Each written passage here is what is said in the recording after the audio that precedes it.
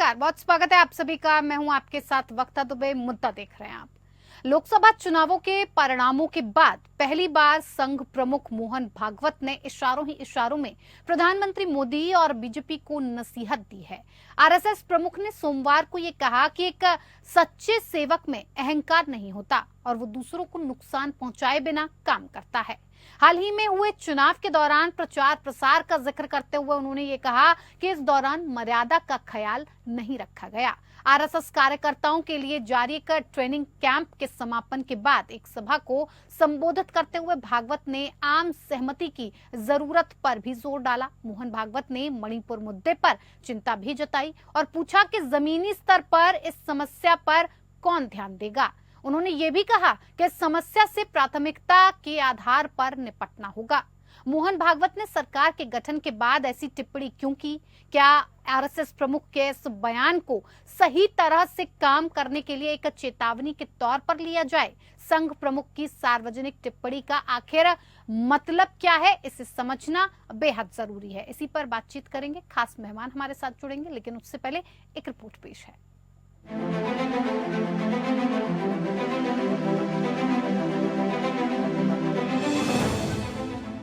नरेंद्र मोदी तीसरी बार प्रधानमंत्री बन गए हैं।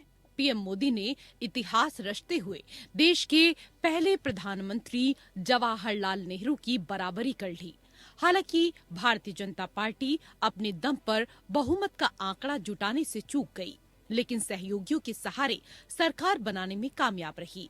अब मंत्रियों के विभागों का बंटवारा भी हो गया है। अब इसके बाद आरएसएस प्रमुख मोहन भागवत ने इशारों ही इशारों में पीएम मोदी और बीजेपी को बड़ी नसीहत दे दी है। उन्होंने सार्वजनिक टिप्पणी में कहा कि एक सच्चे सेवक में अहंकार नहीं होता और वह दूसरों को कोई नुकसान पहुंचाए बिना कार्य करता है। जिसको सच्चा सेवक कहा जा सकता है वो मर्यादा से चलता है। उस मर्यादा का पालन करके जो चलता है वो कर्म करता है, लेकिन कर्मों में लिप्त नहीं होता। उसमें अहंकार नहीं आता कि मैंने किया। सच्चा सेवक मर्यादा में रहकर काम करता है। वह काम तो करता है लेकिन अनासक्त रहता है। इसमें कोई अहंकार नहीं है कि मैंने यह किया। ऐसा व्यक्ति ही सेवक कहलाने का अधिकारी रहता है। चुनाव कैंपेन के बारे में जिक्र करते हुए संघ प्रमुख मोहन भागवत ने कहा कि चुनाव के दौरान मर्यादा नहीं रखी गई। उन्होंने कहा कि जिस तरह की बातें कही गई, जिस तरह से चुनाव के दौरान दोनों पक्षों ने एक दूसरे पर आरोप प्रत्यारोप लगाए, जिस तरह से किसी को परवाह नहीं थी कि जो कुछ किया जा रहा है उसके कारण सामाजिक विभाजन पैदा हो रहा है और बिना किसी कारण के संघ को इसमें घसीटा गया। तकनीक का इस्तेमाल करके असत्य फैलाया गया। क्या ज्ञान का इस्तेमाल इसी तरह किया जाना चाहिए? इस तरह से देश कैसे चलेगा? आरएसएस कार्यकर्ताओं के लिए जारी एक ट्रेनिंग कैंप के समापन के बाद एक सभा को संबोधित करते हुए भागवत ने आम सहमति की जरूरत पर भी जोर डाला। आरएसएस प्रमुख ने विपक्ष पर कहा कि मैं विरोधी पक्ष नहीं कहता, मैं इसे प्रतिपक्ष कहता हूँ। प्रतिपक्ष विरोधी नहीं है, यह एक पक्ष को उजागर करना है और इस पर विचार विमर्श किया जाना चाहिए। अगर हम समझते हैं कि हमें इस तरह से काम करना चाहिए तो हमें चुनाव लड़ने में आवश्यक शिष्टाचार का भी ध्यान रखना चाहिए। उस शिष्टाचार का पालन नहीं किया गया। मोहन भागवत ने मणिपुर मुद्दे पर चिंता जताई और पूछा कि जमीनी स्तर पर इस समस्या पर कौन ध्यान देगा। उन्होंने कहा कि इस समस्या से प्राथमिकता के आधार पर निपटना होगा। मणिपुर में हिंसा में वृद्धि पर भागवत ने कहा कि हर जगह सामाजिक वैमनस्य है, यह अच्छा नहीं है। पिछले एक साल से मणिपुर शांति का इंतजार कर रहा है। पिछले एक दशक से यह शांतिपूर्ण था। ऐसा लग रहा था कि पुराने जमाने की बंदूक संस्कृति खत्म हो गई है, लेकिन अचानक से जो बंदूक संस्कृति सामने आई या बनाई गई, मणिपुर आज भी चल रहा है। इस पर कौन ध्यान देगा? इसे प्राथमिकता के आधार पर निपटाना हमारा कर्तव्य है। मोहन भागवत ने सरकार के गठन के बाद ऐसी टिप्पणी क्यों की? क्या आरएसएस प्रमुख के इस बयान को सही तरह से काम करने के लिए एक चेतावनी के तौर पर लिया जाए? संघ प्रमुख की सार्वजनिक टिप्पणी का मतलब क्या है, इसे समझना बेहद जरूरी है। Bureau report, APN. तो मोहन भागवत ने सरकार का गठन होते ही, जैसे ही प्रधानमंत्री ने तीसरी बार शपथ ली है, उसके बाद एक ऐसी टिप्पणी आई है, वो भी आरएसएस प्रमुख मोहन भागवत की तरफ से। अब इस बयान को सही तरीके से काम करने के लिए चेतावनी के तौर पर देखा जाए या फिर आरएसएस प्रमुख की सार्वजनिक टिप्पणी का क्या मतलब निकाला जाए, इसे समझना बेहद जरूरी है। लेकिन साफ तौर पर इस टिप्पणी का सार्वजनिक तौर पर सामने आना ये जताता है, ये दर्शाता है, ये दिखाता है कि कहीं न कहीं मोदी सरकार को कई मुद्दों पर संघ प्रमुख ने आईना दिखाने का काम किया है। इसी पर ज्यादा बातचीत के लिए हमारे साथ खास मेहमान जुड़ गए, जिनसे मैं आपका परिचय करवा देती हूँ। शांत प्रकाश जाटव, नेता भारतीय जनता पार्टी से हमारे साथ जुड़ गए हैं। बहुत स्वागत है शांत प्रकाश जी आपका इस कार्यक्रम में।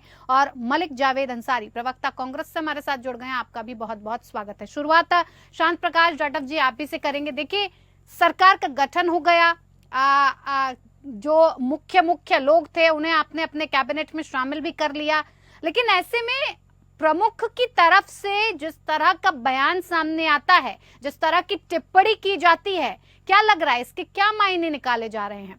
और साथ ही साथ मोदी सरकार को सबसे बड़ा क्या संदेश देने की कोशिश की गई है?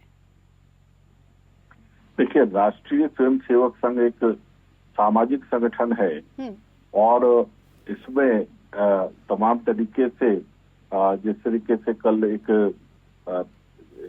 वर्ग में पूजनीय सरसंचालक जी ने अपना बयान दिया जी, वो समाज को दिया और समाज को वो इस कारण से, क्योंकि जिस तरीके से पिछले 2 महीने हमने चुनाव देखा और चुनाव में जिस प्रकार एक दूसरे पर छीटाकशी का दौर, जातीय और धार्मिक आधार पर जिस तरीके से दोनों पक्षों की तरफ से जो है बातें कही गई, वो कहीं ना कहीं समाज के बीच में एक विक्टिम पैदा कर रही थी और वे बगैर किसी कारण से, केवल चुनाव के कारण से जो है जातिवाद और धार्मिक ये सब जो है ना विभेद करने के प्रयास जो है वो किए जा रहे थे।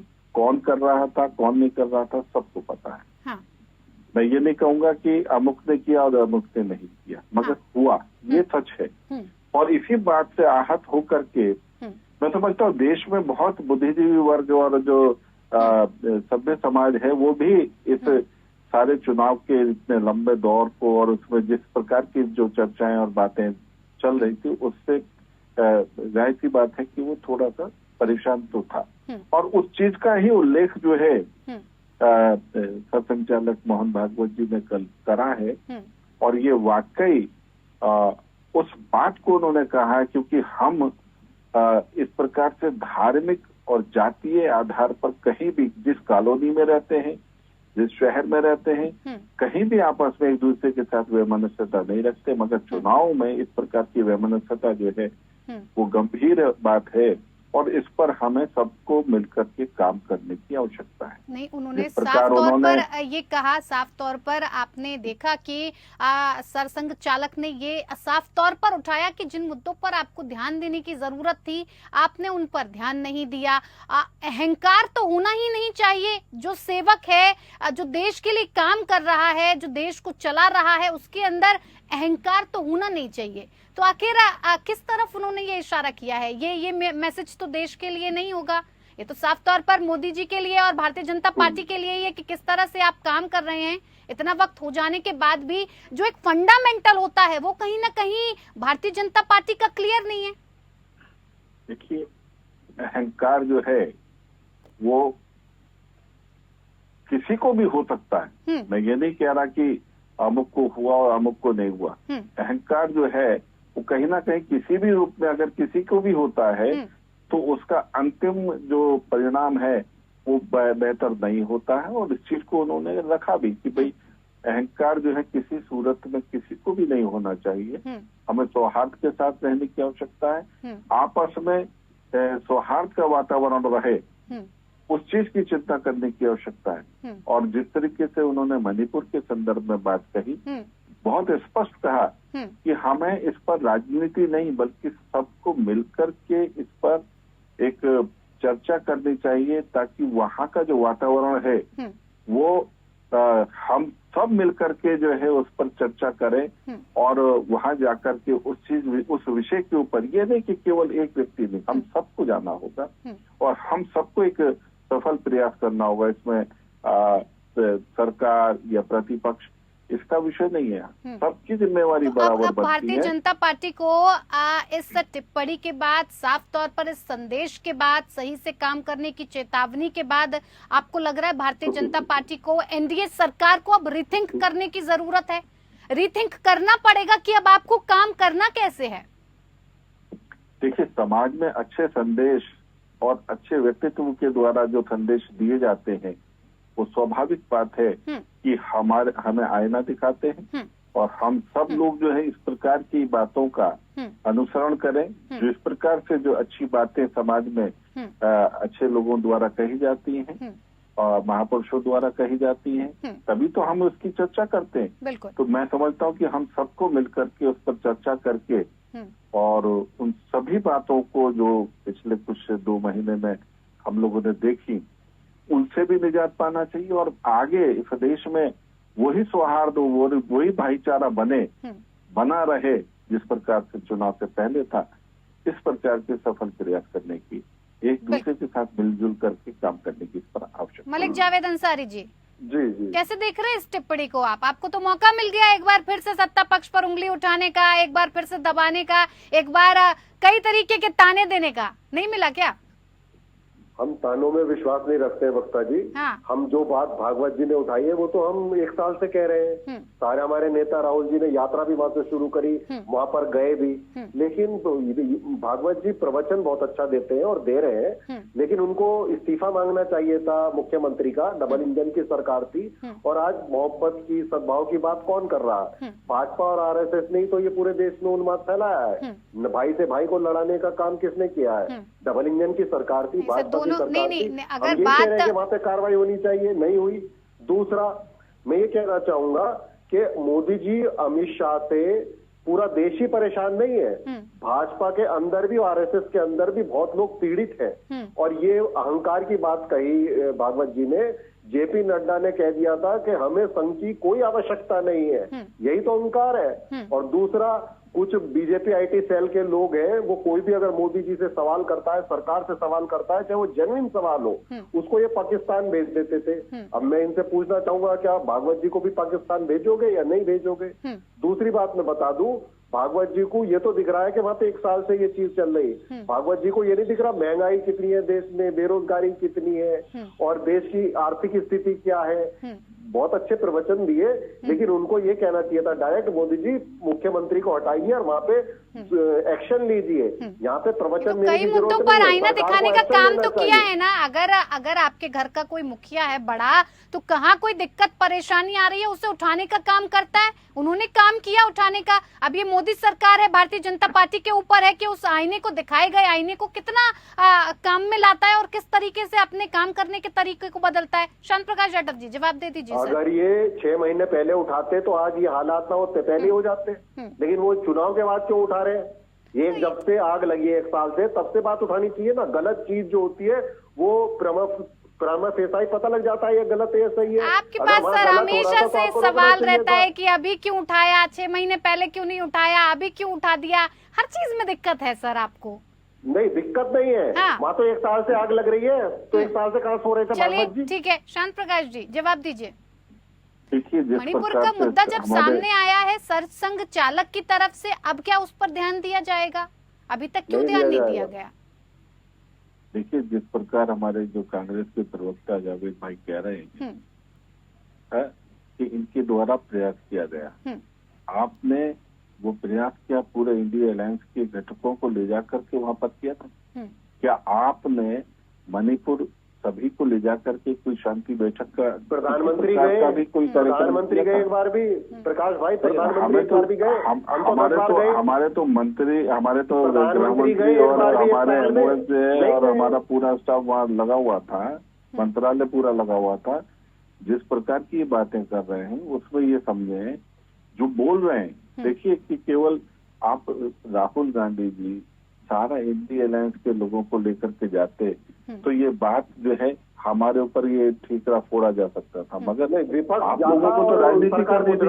आपने कोई शांति वार्ता वहाँ के लोगों से करने का प्रयास किया, या कहीं आपने संसद में सुन ले मेरी बात के बाद बोलना ना, बीच में फिर रिदम टूटता है। जावेद भाई, मालिक जी बोलिए प्रकाश भाई। देखो, आपको संसद भवन में बुलाया कि आपने खुद कहा कि हमें इस विषय पे बात करनी है, मगर जिस वक्त प्रधानमंत्री बोलने लगे आप सब लोग बाइकआउट कर गए। अरे आपको वहां पर आपको एक प्रपोजल रखना चाहिए था कि हम एक शांति बैठक करना चाहते हैं और सभी दलों के प्रमुख लोग जो हैं वो वहां जाएं और वहां जाकर के शांति वार्ता करें। इस प्रकार का कोई सुझाव नहीं, सिर्फ एक दूसरे के ऊपर छीटाकशी, और वो भी केवल इसलिए कि ये राजनीतिक मुद्दा बना रहे हैं। देखिए, हम अगर दोषी हैं तो दोषी जो है आप भी हमसे ज्यादा हैं, क्योंकि आपका काम, अगर हम गलती कर रहे हैं तो आपका काम उस गलती पर तालियां बजाने का नहीं है। आपका, विपक्ष का काम है कि हम मिलकर के ये काम को करें। जिनेवा में जिस वक्त पीवी नरसिम्हा राव जी प्रधानमंत्री थे तो बेनजीर भुट्टो के सामने बोलने के लिए पीवी नरसिम्हा राव जी ने नेता प्रतिपक्ष के रूप में अटल बिहारी वाजपेयी जी को भेजा।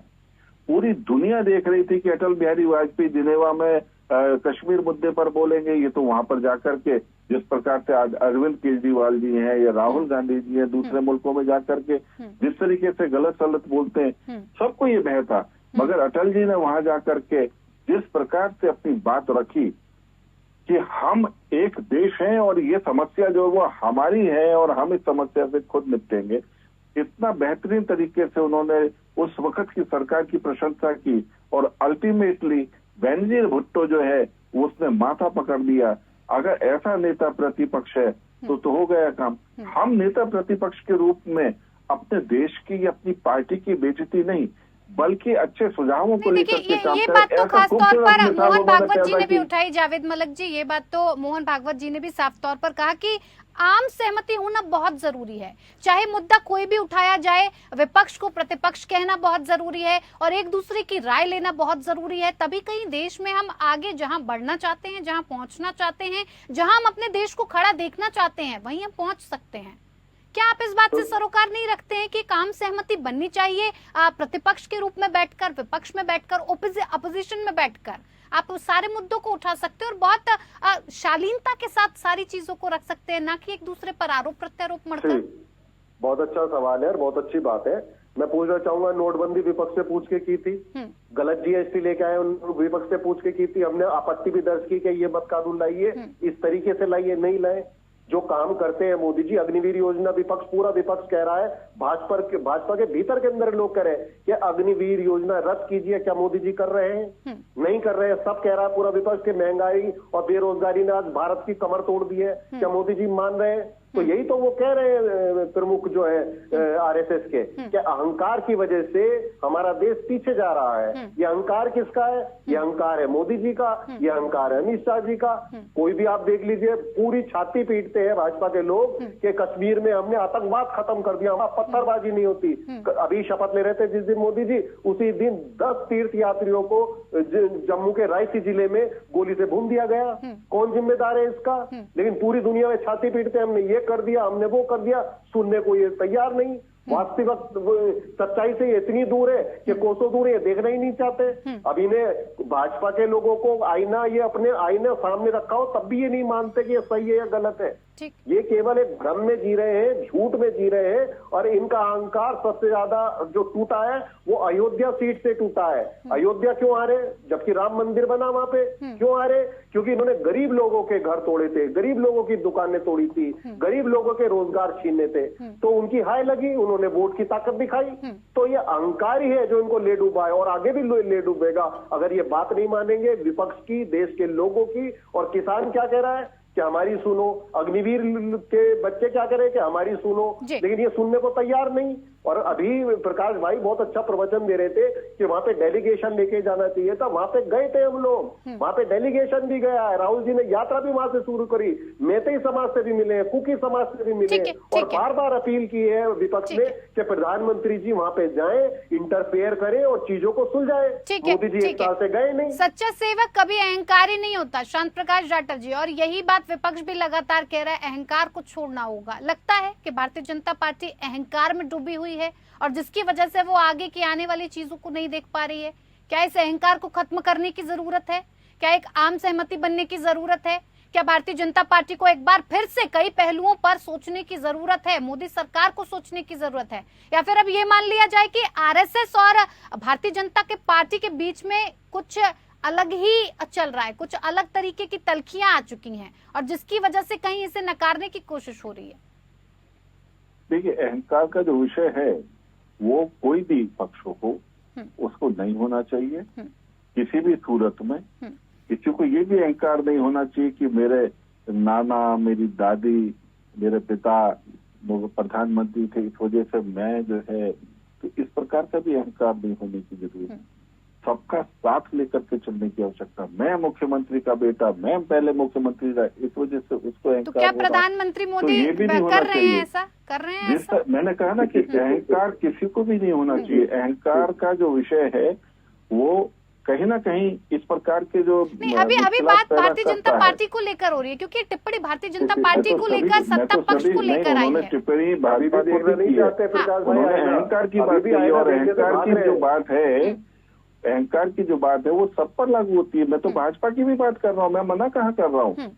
अहंकार तो किसी को भी परेशान करेगा। आगे आने वाले वक्त में कैसे इस टिप्पणी को अमल में लाएंगे? भी परेशानी होती है। कैसे इस टिप्पणी को अमल में लाएंगे? प्रमुख भागवत जी ने जो कहा है, सरसंघ चालक ने जो कहा है, आपका फंडामेंटल वही है, पेरेंटल बॉडी है, कैसे इसको आप अमल में लाएंगे? क्या करेंगे? क्या सुधार होना चाहिए? कैसे सोच रहे हैं आप इसके बारे में? मैं समझता हूँ कि किसी भी प्रकार के सुझाव या किसी प्रकार का भी इस प्रकार का कोई संदेश अगर समाज में आता है तो हर हालत में उसको अपने सबसे पहले अपने खुद पर अंगीकार करना चाहिए। और बहुत बड़ा परिवर्तन जो है मैं समझता हूँ देश के अंदर जो है सबके ऊपर देखने को इसका असर दिखाई देगा। क्या आपको लग रहा है जावेद मलिक जी की अब जिस तरह से एक नई सरकार एक बार फिर से बनी है और एक नई तरह से काम करने के लिए फिर से सरकार आगे आई है, प्रतिपक्ष उसमें अपना पूरा साथ देगा इस बार? हम देश के हर अच्छे मुद्दे पे जो देश को आगे ले जाएगा पूरा समर्थन देंगे, और जो भी देश विरोधी नीतियां, लोगों के खिलाफ कानून बनाए जाएंगे उसका पुरजोर तरीके से विरोध करेंगे। लोकतंत्र को जिस तरीके से मजबूत हो सकता है हम पूरी प्रयास करेंगे कि लोकतंत्र मजबूत हो, और इस बार भाजपा को भागने नहीं देंगे। हर चीज का हिसाब किताब इनसे खुल के होगा, संसद के अंदर होगा, सड़क पे होगा, हर जगह होगा। चलिए, देखने वाली बात होगी कि इस टिप्पणी के बाद भारतीय जनता पार्टी, मोदी सरकार इस नसीहत को किस तरह से देखती है, इसे कितना अमल में लाती है और इससे कितना फायदा भारतीय जनता पार्टी को पहुंचेगा, देखने वाली बात होगी। बहुत बहुत धन्यवाद आप दोनों ही मेहमानों का हमारे साथ इस खास पेशकश में जुड़ने के लिए। मुद्दा में फिलहाल इतना ही। नमस्कार।